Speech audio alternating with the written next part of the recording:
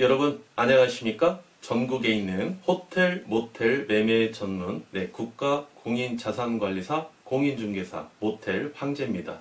이번 시간에는요, 강원도 원주에 입지하고 있는 매매 물건 현황에 대해서 한번 살펴보도록 하겠습니다.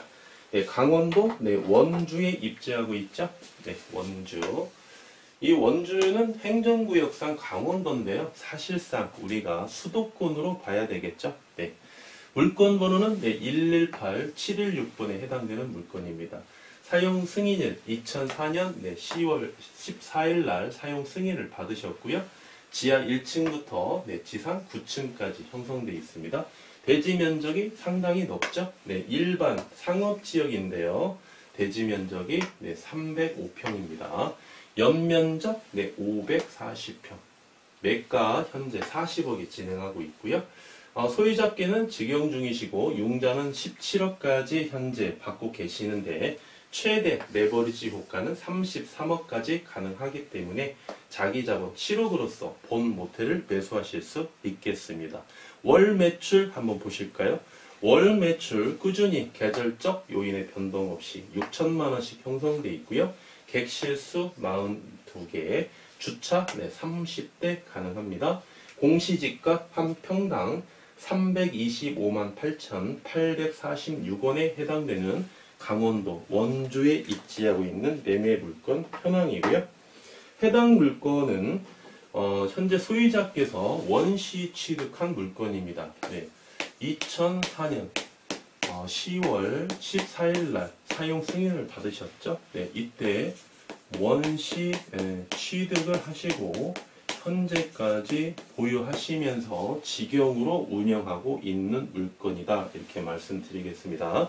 그래서 이번에 이제 만약에 매매가 된다면 예비 매수인께서는 제1 매수인이 되시는 거죠. 그리고 현재 모텔에 운영하고 있는 매도인께서는요, 광고를 전혀 하지 않고 있어요. 광고 없이 인터넷이나 각종 소셜 사이트를 통해서 광고 없이 매출을 6천만원 올리고 있다. 이렇게 말씀드릴 수 있겠습니다. 그렇다면 이제 광고를 실시하게 되면 일정한 광고비가 지급이 되겠죠. 지출이. 광고비가 지출이 되면 어떻습니까? 매출이 광고 비용 대비 매출이 그 이상만큼 더 상승할 여지는 충분히 있겠죠. 그런데 이제 실제로 말이죠. 광고를 통해서 매출을 올리는 매출이 얼마냐, 그리고 카드 매출 위에 소셜 매출이 얼마냐, 이렇게 구분할 수가 있는데, 그런 광고 없이 그러면 매출이 딱 두 가지가 나오겠죠.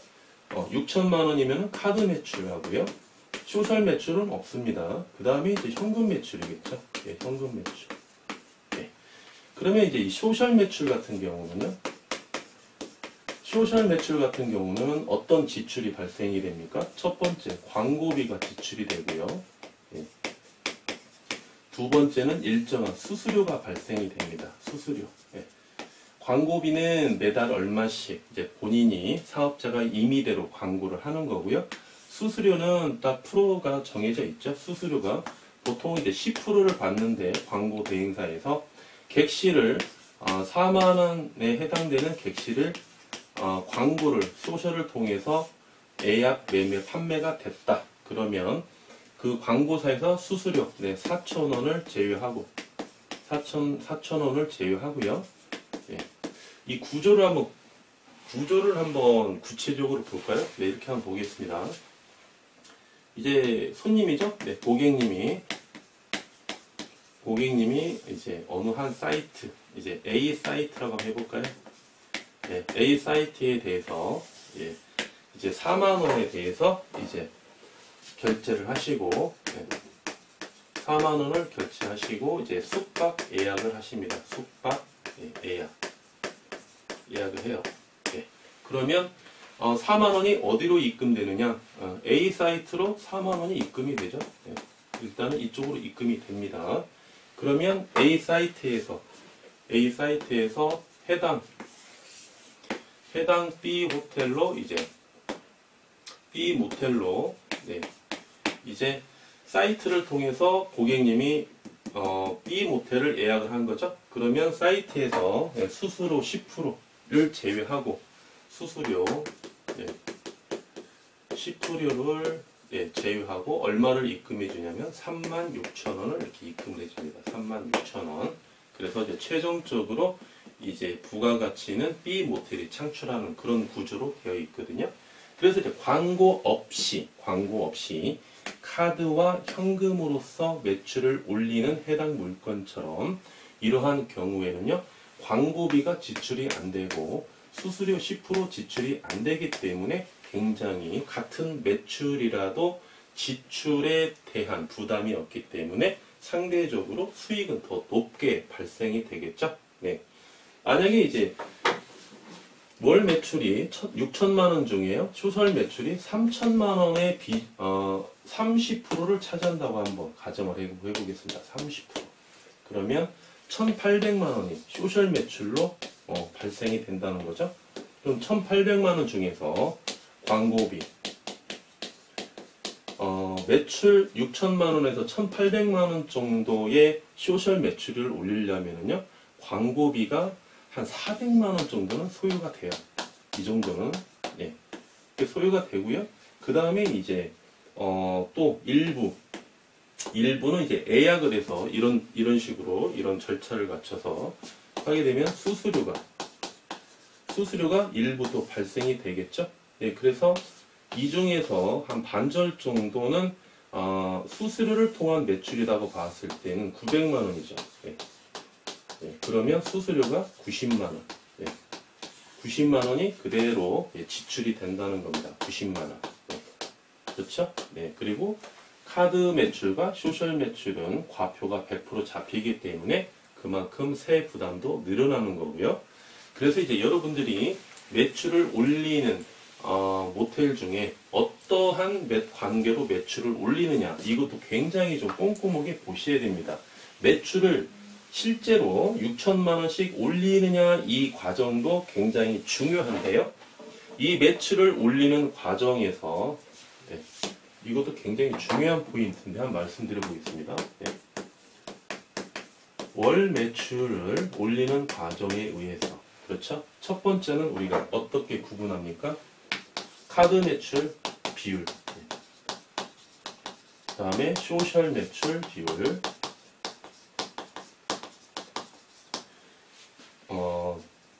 현금 매출 비율, 그렇죠? 현금 매출 비율이 각각 몇 %씩 차지하느냐, 이것도 중요하고요. 가장 기본적인 거 월 매출 확인이 제일 중요하겠죠? 확인은 물론 기본입니다. 확인은 제일 중요하고 그 다음 순서로 이 비율이 중요하겠고요. 두 번째는 광고 유무. 광고를 하면서 이렇게 소셜 광고를 하면서 매출을 올리느냐, 아니면 해당 물건처럼 무광고로 매출을 올리느냐, 이것도 중요하고요. 또 중요한 게 여러분 뭐가 있겠습니까? 매출을 올리는 과정에 의해서 우리가 지역적인 부분까지 확인한다고 가정을 했을 때 어떤 부분이 더 중요할까요? 이런 부분이 더 중요합니다, 여러분. 주수요층의 연령대도 이게 상당히 중요합니다, 여러분. 20대가 많이 오시는 모텔인지, 30대, 40대, 50대, 60대 이상이 많이 오는 모텔인지도 상당히 중요해요. 왜 그러냐면은 연령이 낮을수록 20대죠? 연령이 낮을수록 지출이 많이 들어갑니다. 지출이 여기서 많이 들어간다는 것은 그만큼 서비스를 많이 이제 제공을 해야 된다는 거예요. 뭐 스낵 코너 많이 보셨죠, 여러분? 일반적으로 비즈니스 모텔이 많이 오는 데에는요, 생수나 커피, 그렇죠? 원두 커피 정도, 그 다음에 토스트 정도, 이 정도만 비치를 해드려도 되는데, 20대가 주 고객층은 심지어 뭐 아이스크림까지 제공하는 데도 상당히 많이 있어요. 라면, 뭐 삶은 계란, 엄청나게 제공을 합니다. 이 지출이 많이 돼요. 그래서 같은 매출이라도 어떤 연령층에 의해서 매출을 형성하고 있느냐, 주 수요층 연령대가 어느 층이느냐라고 판단을 했을 때 이것도 굉장히 중요하다, 이렇게 보시면 되겠습니다. 그리고 네 번째는 이 연인 손님이 많이 오시는 모텔이냐 아니냐, 또는 비즈니스 출장 손님이 많이 오시는 모텔이냐 아니냐, 또는 이제 유흥, 그쵸? 유흥업소에서 많이 오는 모텔이냐 아니냐, 이렇게 조금 많이 구분을 하셔야 되겠죠? 이 순서대로 적었는데요. 가장 좋은 게 연인이 많이 오는 모텔이 가장 좋습니다. 그 다음에 비즈니스, 그 다음에 맨 마지막이 유흥이에요. 예. 유흥업소 상대로 매출을 올리는 모텔은 가급적 취득하면 안 되겠죠? 왜 그렇습니까? 예. 모텔이 시설이 가장 좋은 데가 연인들이 가장 선호하는 모텔이고요. 상대적으로 시설이 노후화가 많이 됐죠. 그러니까 일반 손님을 받기에는 경쟁력이 없습니다. 이 모텔은. 그러다 보니까 유흥업소를 상대로 운영할 수밖에 없는 거예요.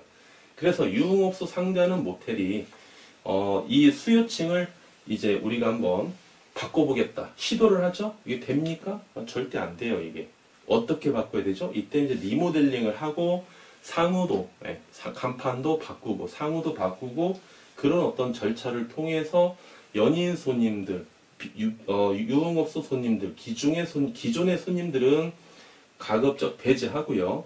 연인 손님과 비즈니스 손님이 매출을 올리게끔 일정한 기간이 경과해야만이 매출의 정점을 찍을 수 있겠죠. 그래서 이 손님의 층도 굉장히 이게 중요합니다, 여러분. 네. 그리고 이제 또 중요한 게 뭡니까? 단가죠, 단가. 네. 객실 단가, 이제 대실 단가. 그 다음에 숙박 단가. 네. 이게 또 굉장히 중요합니다. 예. 우리가 이제 뭐 박리담의 이야기를 많이 들어보셨죠? 예, 박리담의. 객실이 20개인 모텔과 30개, 40개, 50개, 60개, 뭐 60개 정도는 뭐 이제 호텔이나 관광호텔 정도 되겠죠? 60개나 뭐 없다고 가정을 해보겠습니다. 모텔만 보고 한번 비교를 해볼게요. 객실이 20개인 모텔이 수익을 보다 많이 창출하려면 어떻게 해야 되겠습니까? 단가를 낮게 받아서는 답이 안 나오겠죠? 그렇죠? 네. 객실이 20개인데 단가까지 낮다 이런 거는 매매 가격이 낮다는 겁니다. 매매 가격이 낮다는 거예요. 네. 그러면 이런 모텔은 생계형 모텔입니다. 생계형. 네. 생계형 모텔이에요. 네. 이런 모텔을 리모델링 할 여유가 없고, 그렇죠? 객실이 30개, 40개 정도 되시면 이 정도 되시는 모텔에서 단가도 높고, 그렇죠? 그럼 매매 가격도 높고, 그래서 한 30개 정도, 20개 이하는요, 모텔 황제가 객실 수는 그렇게 탐을 하지 마시라라고 말씀드렸는데요. 그게 뭐 20개 이하인 것도 포함이 되는 건 아니죠. 네, 그래서 30개, 40개 정도 되는 모텔에서 단가가 어느 정도, 모텔 숙박 단가, 대실 단가가 어느 정도 유지가 돼야만이 매출에 플러스 영향을 많이 주겠죠. 그런데 이제 시설이 안 좋아요. 시설이 안 좋아. 객실이 40개, 50개씩 있는데 시설이 노후화가 많이 됐습니다. 노후화가 많이 됐다면 이런 모텔은 경쟁력이 없기 때문에 장기방 위주로 가야 되겠죠. 장기방 위주로 가서 평균 수익률, 고정 수익률만 누리면서 일정하게 운영을 해 주셔야 큰 리스크 없이 운영할 수 있겠죠. 그렇죠? 이렇게 노후화가 안 되는데 일반 모텔과 나는 경쟁해서 내가 한번 이겨봐야지. 장기방을 안 받고 일반 손님만 받다가는 여러분 또 큰 리스크에 또 부딪힐 수도 있거든요. 그래서 이제 이 단가, 대실 단가, 숙박 단가, 이것도 굉장히 중요하고요. 그 다음에 이제 6번째로요. 대실 매출. 그 다음에 이제 숙박 매출. 이게 중요합니다. 비율이. 매출이 6천만 원씩 이렇게 나왔다고 가정을 했을 때 우리 대실 매출, 일반적인 대실 매출을 한번 우리가 유추해 볼까요? 매출이 6천만 원이면요 하루에 대실이 한 15개에서 한 20개 정도는 온다고 이렇게 보셔야 됩니다. 평일 기준으로 했을 때 그럼 15개를 한번 잡아볼까요? 15개면은 2만원씩. 예. 2만원씩 하면 한 달에 얼마입니까? 2만원씩이면은 하루에 30만원입니까? 예. 30만원입니다. 그렇죠? 예. 30만원에 한 달이면은 900만원이에요. 900만원. 예. 900만원에서 20개면은 40만원이죠? 예. 40만원이면은 한 달에 1200이에요. 그럼 대실 매출이 한 달에 900에서, 그죠? 900만원에서 1200만원 정도는 최소한 올려줘야 된다는 겁니다. 숙박 매출이요? 예. 숙박 매출이 그러면 6천만원 기준으로 했을 때 숙박 매출이 한 달에 1100만원에서 얼마가 나온다는 겁니까? 4800만원이 이렇게 형성돼 있다는 거죠. 그렇죠? 예, 이렇게 나와 있습니다. 그러면 이 비율대로 가정을 했을 때 어디에다가 포인트를 줘야 될까요? 매출이 6천만원인데 숙박 매출이 한 달에 5100에서 4800만원 사이는 나옵니다. 그러면 숙박 매출은 아주 좋은 거예요. 아주 좋은 거예요. 그러면 대실 매출에 신경을 많이 써야 되겠죠. 대실이 900에서 1200까지 나오는데 역시 여기는 더 이상 오르기 힘들어요. 그래서 900에서 1200 나오는 거를 얼마까지 올려야 되겠습니까? 매출을 한 1500에서 한 1800만원까지 올리면 상당히 좋겠죠. 네. 1500에서 1800 이렇게 올리면 상당히 좋은데 이렇게 올리기가 과연 쉽냐 이거죠. 이게 네. 상당히 어려운 부분이 있습니다. 예. 그래서 지금 월 매출이 6천만원이면은요 매출을 더 올리겠다. 얼마까지? 여러분께서 나는 7천만원까지 매출을 올려야 되겠다라고 가정을 하신다면 숙박에 대한 비중은 그대로 가시고 대실 매출을 플러스 1000만원을 더 상승시킨다. 이 영업 전략을 가지고 운영을 하셔야 된다는 겁니다. 그러면 이제 대실 손님들은 어떻습니까? 숙박 손님보다 굉장히 민감한 손님들이죠. 탄력적으로 움직이시는 고객님들이에요. 그러면 그들의 니즈를 파악해서 그들이 무엇을 원하는지 그들이 원하는 서비스를 더 많이 제공을 하셔야 된다는 겁니다. 그래야 매출 상승 효과가 있기 때문에 그래서 이만큼 월 매출을 여러분이 확인하는 것도 굉장히 중요하지만 이 월 매출 안에 내포되어 있는 이런 종류를 여러분들이 더 깊이 있게 내다보실 줄 아셔야 더 많은 리스크를 제거할 수가 있어요, 여러분. 단순히 월 매출이 6천만원. 오, 좋아. 좋죠? 네. 광고 안에, 오, 더 좋아. 그쵸? 네. 그리고, 광고를 안 하기 때문에 상대적으로 현금 비율이 높아. 더 좋아요. 갈수록 좋아. 이 모텔 사야 되겠어. 나중에 봤더니 매출 6천만원 중에 유흥업소에서 차지하는 매출이 4,500이에요. 나머지 1,500이 일반 손님이야. 그러면 이 모텔을 취득해야 될까요? 아니면 망설여야 될까요? 예. 이런 모텔은 취득하면 안 된다고 말씀드렸죠? 여러분 절대 유흥에서 월 매출 6천 중에서 4,500이 유흥 손님을 받아서 올렸다. 이런 모텔 여러분들 취득했다가는 정말 낭떠러지로 떨어질 수가 있습니다. 이게 바로 리스크인 거예요, 여러분. 리스크. 예. 그래서 이제 초보 예비 창업자 여러분은 완전 초보 예비 창업자 여러분은요 월 매출을 확인하는 것도 모르고 계약을 체결하는 경우가 많이 있습니다. 그리고 모텔 황제한테 연락이 오는 거예요. 어떻게 했으면 좋겠느냐. 이미 물은 엎질러졌는데 주소 담아봤자 한 컵이 나옵니까? 절대 한 컵이 안 나오죠. 맑은 물도 안 나옵니다. 흙탕물로 반절밖에 안 나와요. 그렇죠? 아무리 회수해도. 그런데 이제 어느 정도 조금 뭘 압니다. 이제 어느 정도 이 어느 정도 아는 고객님이 제일 무서운 고객님이에요. 제일 리스크가 큰 고객님입니다. 이 병에 말이죠. 빈 병에 물을 채웁니다. 물을 가득 채웠어요.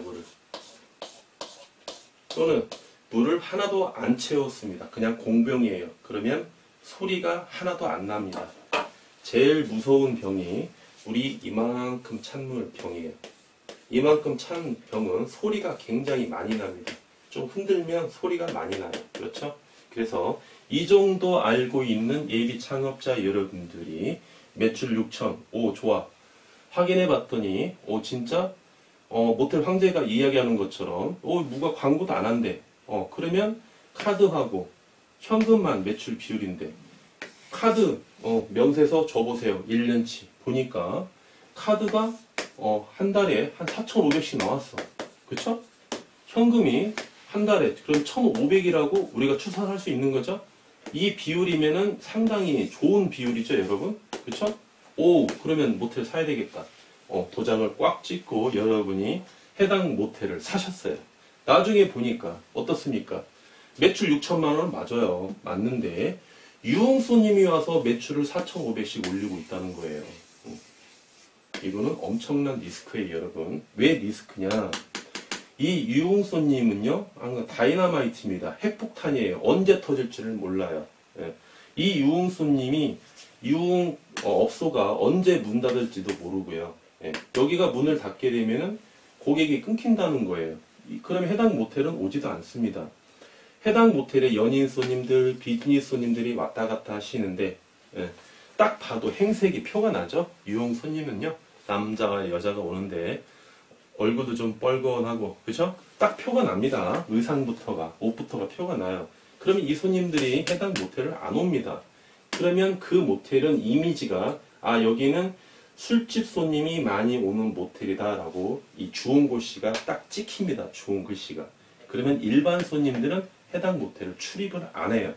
그렇기 때문에 이 유흥 손님 위주로 이렇게 4,500만 원씩 거의 70%를 육박하는 비율을 차지하는 모텔을 취득하면 안 된다는 겁니다.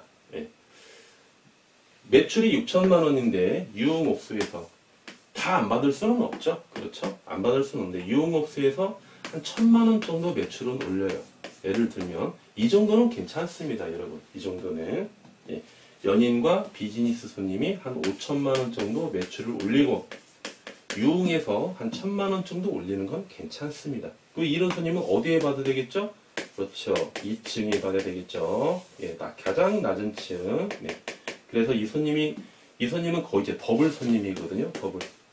이 더블 손님을 좀 받아야 카운터 직원이 좀 이제 부수입이 생기시니까 전혀 배제할 수는 없어요. 숙박 요금 주고 숙박을 안 합니다. 그러면 그 방을 카운터 직원이 대신 청소를 하고 새벽에 청소를 하고 만실이면은 간판불을 다시 켜서 그 방을 재판매하는 거죠.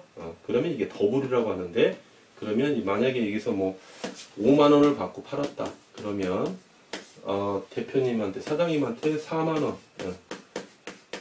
이렇게 하고 10,000원은 이제 수당으로 떨어지는 거예요. 예, 부수입으로. 네, 그래서 이제 한 1,000만 원 정도는 괜찮은데 이 비중이 70%씩 4,500만 원씩 매출 올리면 이런 물건은 절대 사시면 안 된다는 거. 여러분 다시 한번 모텔 황제가 이 핵폭탄급 위험을 한번 또 말씀드렸습니다. 꼭 유념하시고요. 예. 그리고 이제 해당 물건은 여러분 이제 대로변에 입지하고 있거든요. 대로변. 예. 편도 2차선. 편도 2차선 네, 대로변에 입지하고 있습니다. 이게 이제 무슨 말이냐? 예. 이게 도로가 이렇게 있습니다. 도로가. 예. 여기 중앙선이 있죠? 예. 중앙선 이렇게 있고, 예. 그러면 여기가 이제 이렇게 도로가 또 있다는 거예요. 그래도 편도 1차선, 2차선 이렇게 편도에 있다는 거예요. 편도 2차선 대로변에 이렇게 해당 모텔에 이렇게 반듯하게 서 있습니다. 이렇게. 그래서 대로변에 입지하고 있는 모텔과 이쪽에 이제 들어가시면 이렇게 이제 길이 있겠죠? 이렇게 들어가서 이쪽에 있는 또 모텔이 있을 수도 있겠죠? 네. 이게 B 모텔을 한번 해볼까요? B 모텔, A 모텔, B 모텔. 네. 해당 물건이 A 모텔이고 비교 대상 물건이 B 모텔입니다. 그러면 이제 A 모텔인 거는 이제 대로변에 입지하고 있으니까 A 모텔 같은 경우는 어떠한 장점이 있을까요? A 모텔 같은 경우는 대로변이 입지하고 있기 때문에 광고 효과가 좋겠죠? 아무래도 노출이 많이 되니까. 그래서 A모텔 같은 경우는 숙박이 유리합니다. 숙박이 유리하고 상대적으로 이쪽에 광고 효과가 있기 때문에 손님들이 쉽게 들어오기가 좀 어렵겠죠. 외부인이 아닌 이상. 그렇죠? 차량을 가지고 들어가기가 좀 어려워요. 인근에 사시는 분들은. 그래서 이제 대실 같은 경우는 B 모텔보다 상대적으로 좀 불리하다. 그래서 이제 일부러 대로변이 아닌 이렇게 한 블록 뒤에 있는 모텔을 취득하시는 분도 있어요. 일부러 이런 모텔만 취득하시는 분이 계시거든요. 그래서 뭐 A 모텔이 좋다, B 모텔이 나쁘다 이런 게 아니고요. 장단점이 있다 이겁니다. B 모텔 같은 경우는요. 상대적으로 접근성이 좀 떨어지죠. A 모텔은 대로변에 있기 때문에 광고 효과나 접근성이 좋지만 B 모텔은 접근성이 떨어지기 때문에 숙박에 대해서는 상대적으로 약하고 대실에 대해서 대실 고객에 대해서는 상대적으로 유리한 점이 많겠죠. 그래서 A 같은 입지 조건의 모텔을 취득하시면 상대적으로 대실 손님을 늘리기 위해서 노력을 좀 하셔야 되겠고요. B 모텔 입지 조건에 취득하신 AB 창업자 여러분께서는 상대적으로 숙박 고객을 더 유치하게끔 영업을, 마케팅을 좀 공격적으로 더 하셔야 되겠죠. 하나 더 말씀드리면 이제 A 모텔 같은 경우는 지가 상승률에 대한 상대적으로 B 호텔보다는 유리합니다. 왜? 대로변에 입지하고 있기 때문에 그러는 거죠. 그래 더군다나 이쪽이 이제 시가지 경관지구라는 지구가 있는데요. 시가지 경관지구. 이 지구가 시가지 경관지구에 입지하고 있다 그러면 어떤 효과가 있냐면 이 지구는요. 건폐율과 용적률을 완화를 시켜줍니다.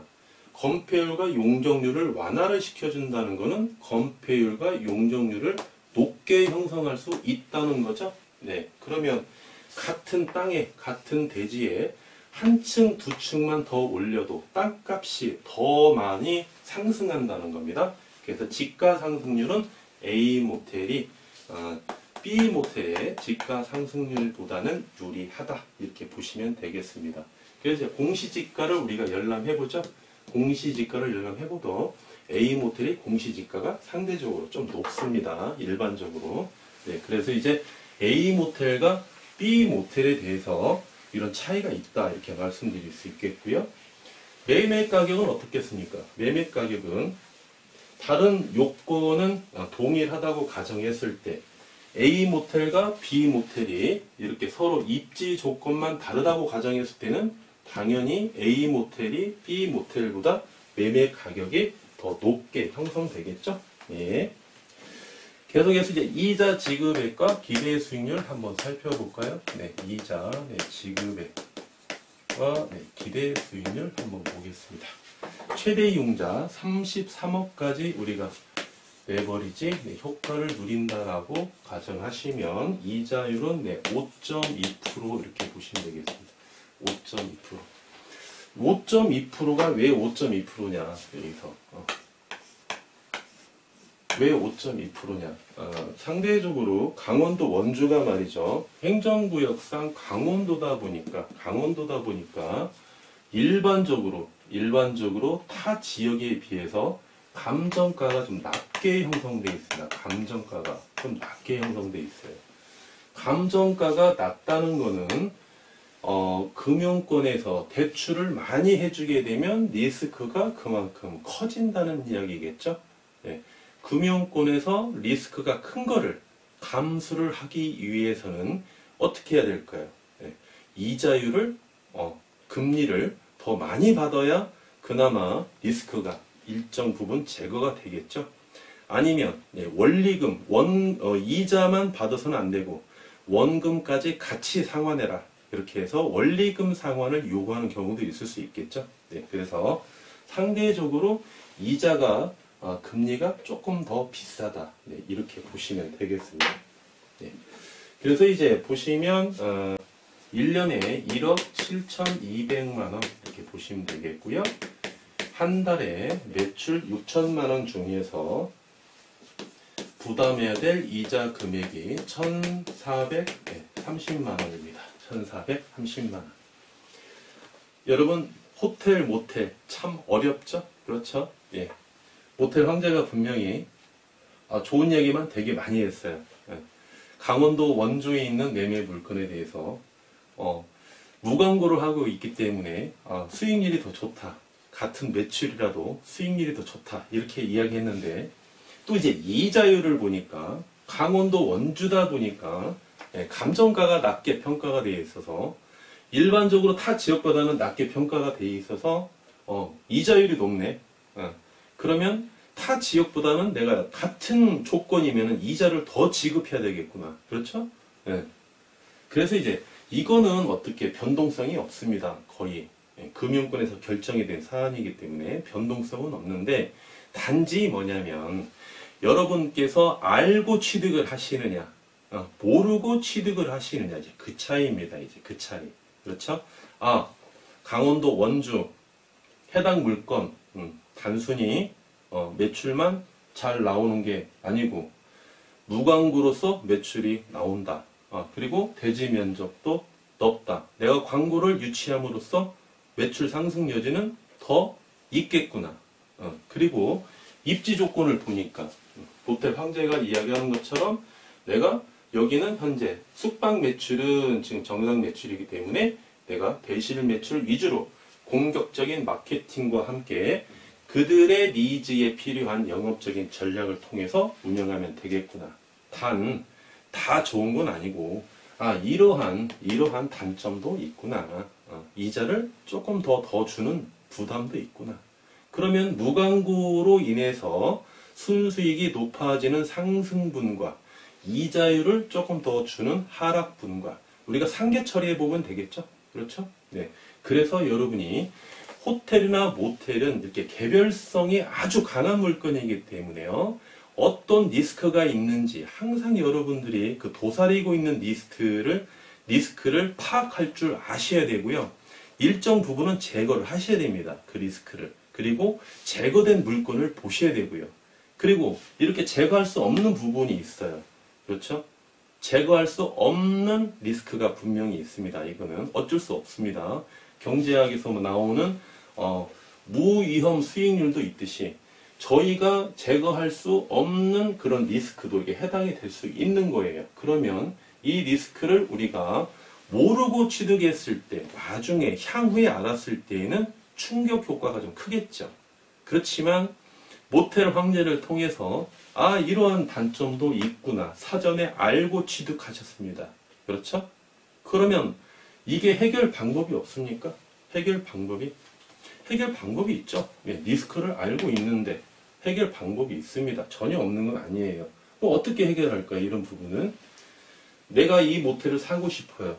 그래서 잔금 7억하고 내가 취등록세 한 2억 정도 하고 그래서 한 10억을 투자를 해서 9억 투자하고 예비금 한 1억 정도 해서 모텔을 취득하고 싶다. 모텔을 취득했습니다. 운영하면서. 그렇죠? 그러면 어떻게 해야 되겠습니까? 수익이 나오는 부분에서요.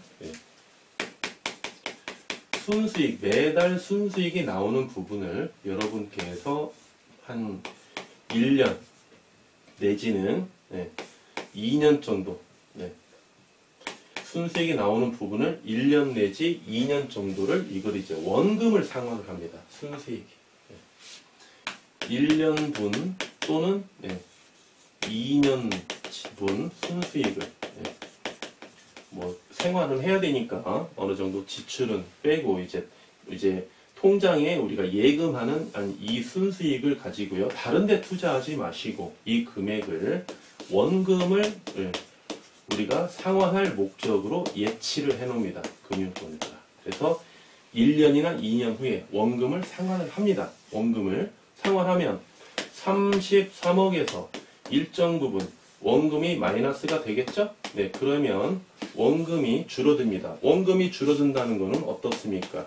금융권에 대해서 리스크가 그만큼 하락한다는 거죠?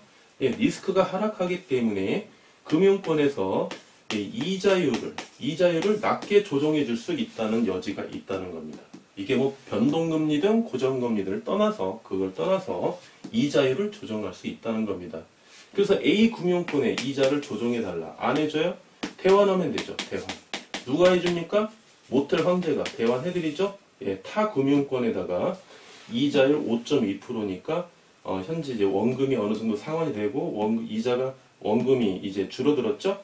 그 대환을 해서 이자율을 4.2%까지 1%를 끌어내리면 2년 후에 똑같이 매출이 6천만 원이 나온다고 가정했을 때 이 1%, 이자율 1%는 바로 어디에 바로 귀속되죠? 순수익에 바로 귀속된 순수익. 그렇죠? 네. 이렇게 리스크를 제거해 나가는 거예요. 근데 이 리스크를 전혀 모르고 취득하는 경우에는 이 생각까지는 못하는 거예요. 1년 후, 2년 후를 우리가 계획을 세울 수가 없다는 겁니다. 그래서 리스크를 파악하는 게 굉장히 중요하다. 네, 이렇게 말씀드릴 수 있겠습니다. 여러분 이해가 가시죠? 네, 기대 수익률 한번 보겠습니다. 기대 수익률, 수익률.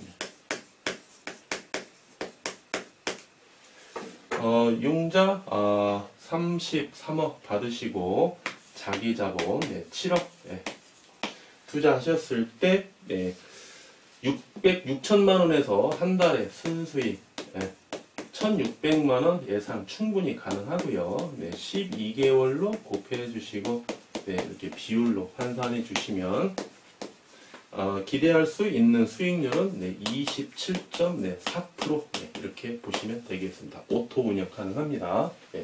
오늘 이제 강원도 원주 물건을 가지고 여러분들에게 아주 많은 내용을 말씀드렸는데요. 하나도 놓치면 안 되겠습니다. 여러분께 정말 꿀팁을 오늘 많이 드린 것 같아요.